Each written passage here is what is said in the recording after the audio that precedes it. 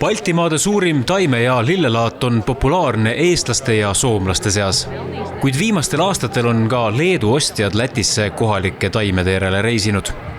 Põhjus lihtne, Leedu turg on Poolast pärit istikutega üle ujutatud, mistõttu kipuvad leedulased viimasel ajal üha enam Lätis kasvatatud kvaliteetseid istikuid ostma.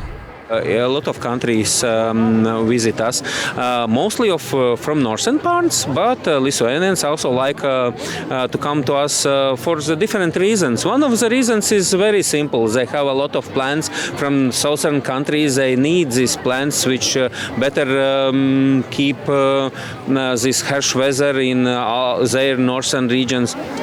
Taimeparaadi 22-aastases ajaloos on säilinud üks oluline põhimõte. Üritusel näidatakse ja müüakse ainult Lätis kasvatatud istikuid. Need on taimed, mis on hoolikalt kasvatatud kohalike taimekasvatajate taludes, kohandatud Läti kliimatingimustele. Taimekasvatajad ise ütlevad, et Lätis kasvatatud taimed sobivad meie kliimasse paremini kui näiteks Hollandis kasvatatud.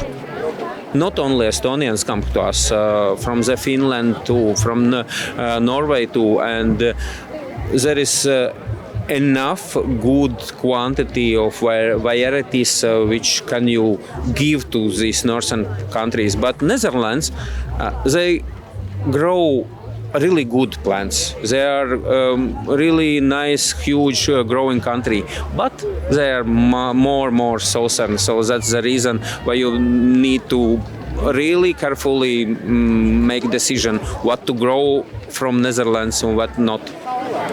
Et Lätis on taimekasvatajaid rohkem kui Eestis ja turg oluliselt mastaapsem kui meil, siis olid ka Eesti aiatehnikaga kauplejad Sigulda lillelaadal kohal.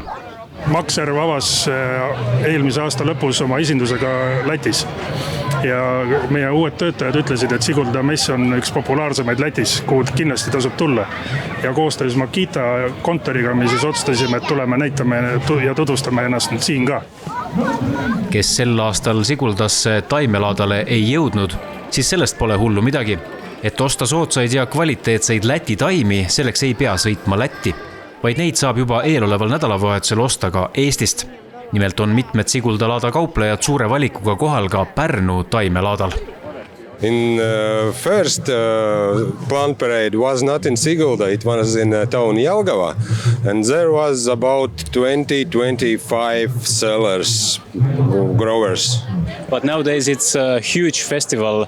Is it important for you also? Yeah, it's very important because you can meet your friends, other nurseries, and it's a very big fair for us. Next week you already come to Estonia with your plants. In Estonia will be my father and mother, with also this bus in Pärnu Taimelaat in Pärnu.